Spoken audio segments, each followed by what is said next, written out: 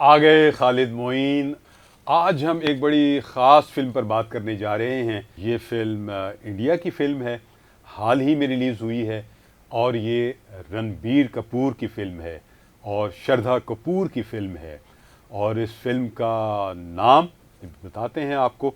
इस फिल्म के डायरेक्टर हैं लव रंजन, जिन्होंने प्यार का पंचनामा 1, प्यार का पंचनामा 2 और सोनू के टीटो की स्वीटी और दे दे प्यार दे जैसी बहुत कामयाब फिल्में बनाई हैं।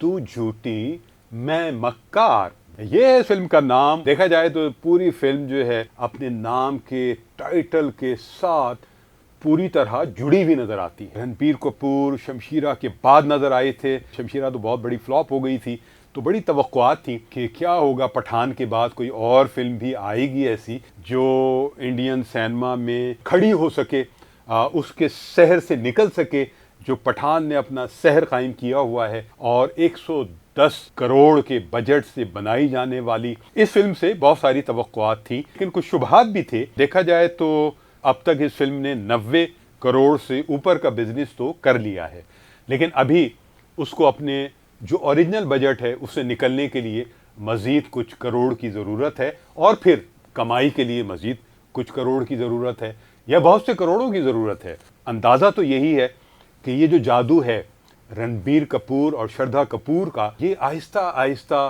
फिल्म बीनों के दिलों पर कब्जा कर रहा है। फिल्म स्लो ज़रूर शुरू हुई है कामयाबी की तरफ बढ़ना, लेकिन आहिस्ता आहिस्ता अपने कदम जमा रही है। फिल्म में क्या है, ये एक कॉमेडी लव स्टोरी है और एक ऐसी फिल्म है जो कि आइडियल है रणबीर कपूर और श्रद्धा कपूर के लिए, क्योंकि वो नौजवान जो नस्ल है उसके दिलों की दोनों ही धड़कन है। जो उनकी केमिस्ट्री है इस फिल्म में बहुत कमाल की है, कमाल से कुछ ज्यादा ही की है। क्यों ऐसा हुआ कि इस फिल्म की जो तशहीरी मुहिम थी उसमें दोनों साथ नहीं आए? सुनीद ये है, कहीं कहीं कोई मामलात ऐसे भी थे जिसमें आलिया भट्ट ने मुदाखलत की और दोनों को एक साथ तशहीर से रोका गया। ये सवालात कायम हुए हैं भारत में, भारतीय फिल्मी सहाफ़ियों ने कायम किए और ये बराह रास्त रणबीर कपूर से पूछा भी गया और उन्होंने कहा भैया हमें हमारे साथ ये ना करें, हम बहुत तनाज़ात से बच बच के चल रहे हैं, आप ये तनाज़ात फैलाएंगे तो हमारी घरेलू ज़िंदगी मुतासर होगी। लेकिन उसके बावजूद शुबहात अपनी जगह मौजूद हैं। क्यों मौजूद हैं मैंने बताया है कि इसमें जो लव सीन उन्होंने दोनों ने फिल्माए हैं और जो गाने फिल्माए हैं उनमें बहुत ज़्यादा क़ुर्बतें दिखाई हैं, बहुत ज़्यादा किसिंग सीन्स हैं और बहुत ज़्यादा जो लिबास पहने गए हैं और जो बोल्डनेस दिखाई गई है वो भी कुछ ज़रूरत से ज़्यादा ही है। रणबीर कपूर के डांस आइटम इस फिल्म में हैं, 6-7 गाने हैं इस फिल्म में और गाने सारे के सारे मकबूल हुए हैं। और ये गाने शो मी ठुमका और प्यार होता है कई बार और तेरे प्यार में जैसे सॉन्ग्स हैं जिन्हें मिलियंस बार देखा गया है और पसंद किया गया है। डिम्पल कपाडिया है इस फिल्म में और बोनी कपूर हैं इस फिल्म में कैरेक्टर्स रोल में। और बोनी कपूर की ये पहली फिल्म है, जी हाँ, उनका ये डेब्यू है और देखा जाए तो उन्होंने अपने किरदार के साथ खासा इंसाफ किया है। डिम्पल कपाडिया तो एक बहुत मंझीवी अदाकारा हैं, लेकिन मिक्की जो है श्रद्धा कपूर वो क्यों भाग रही थी? शादी हो गई, दोस्ती हो गई, प्यार हो गया, लेकिन क्या हुआ, उसने पीछे वो क्यों हट गई ऐन वक्त पे? रणबीर कपूर का एक प्राइवेट बिजनेस है कि वो तलाक तो नहीं करवाते, लेकिन जो ब्रेकअप है, जहाँ जोड़े एक दूसरे से जुदा होना चाहते हैं, वहाँ वो पैसे लेके उनको जुदा कराते हैं। एक ओथ लेते हैं और ओथ लेने के बाद ऐसे हालात पैदा करते हैं जिसमें वो जोड़े खुद से ही एक दूसरे से दूर हो जाएं। और ये बाजी पलटती है तब जब श्रद्धा कपूर फ़ोन करती है एक ऐसे अनजान नंबर पर जो ऐसी ही वेबसाइट का होता है और वो बताती है कि मैं अलग होना चाहती हूँ अपने उस साथी से जिससे मेरी शादी होने वाली है। और ये फ़ोन जाता है सीधा रणबीर कपूर के पास, जिसे शुरू में तो समझ में नहीं आता, लेकिन फ़ौरन ही समझ में आ जाता है कि ये श्रद्धा कपूर है और वो उससे अलग होना चाहती है। तो ये जो लव रंजन का एक हमारा स्टाइल है कि वो चीज़ों में पेचीदगियाँ फैलाते हैं। लव स्टोरी तो होती है, करीब भी लाते हैं फिर दूर ले जाते हैं, ये आसाब को तोड़ते हैं फिल्म बीनों के और फिल्म बीनों के जज्बात से खेलते हैं एक सतह पर, लेकिन जो ड्रामा इसमें पैदा करते हैं वो बहुत कमाल का होता है। मोनोलॉग्स बहुत होते हैं, लवरंजन की फ़िल्मों में इसमें भी हैं कई कई सफ़ात के मोनोलॉग्स। प्यार का पंचनामा 1 और 2 आपने देखी ही है, तो उसमें कार्तिक ने जो मोनोलॉग्स पढ़े हैं, ओ मोनोलॉग क्या होते हैं, बहुत ही जज्बाती तकरीरें होती हैं, लेकिन बहुत दिलचस्प मोनोलॉग होते हैं। नौजवान लड़की और नौजवान लड़के के जो जज्बात होते हैं, कैफियत होती हैं, और दोनों एक दूसरे को कैसे समझ सकते हैं, कहाँ कहाँ उनके समझने में इख्तलाफात पैदा होते हैं, ये लवरंजन का ख़ास स्टाइल है। और ये चीज़ नौजवान नस्ल को, नौजवानों को बहुत पसंद आती है, क्योंकि वो करैक्टर्स के अंदर उतरते हैं, किरदार की नफ्सियात में उतरते हैं, वो सवालात खड़े करते हैं जो नौजवान नस्ल के दिलों में और जहनों में होते हैं, अपने ताल्लुक़ के हवाले से, मोहब्बत के ताल्लुक़ के हवाले से। इस फिल्म में भी ऐसे बहुत सारे सवालात उठाए गए हैं, बहुत कामयाबी से और बहुत नज़ाकत के साथ।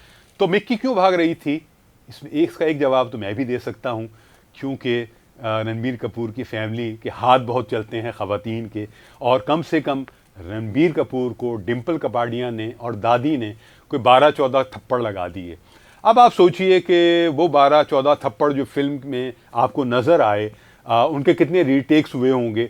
तो इसका मतलब ये है कि दर्जनों थप्पड़ रणबीर कपूर ने खाए होंगे, और कहीं ना कहीं मिक्की शिरदा कपूर को भी ये मालूम हुआ होगा कि इस ख़ानदान की ख़वातीन के हाथ बहुत चलते हैं, और मैं अगर शादी हो के इस ख़ानदान में चली गई तो मेरा हशर बहुत बुरा होने वाला है।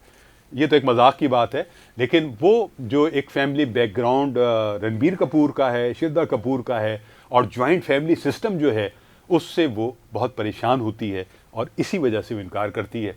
और फिर आगे चलकर एक हैप्पी नोट पर ये फिल्म ख़त्म हो जाती है। फिल्म के गाने बहुत अच्छे हैं, फिल्म का जो डायलॉग डिलीवरी है, डायलॉग्स हैं, मोनोलॉग्स हैं, बहुत अच्छे हैं, और ये फिल्म जो है पेस उसका बहुत फास्ट है।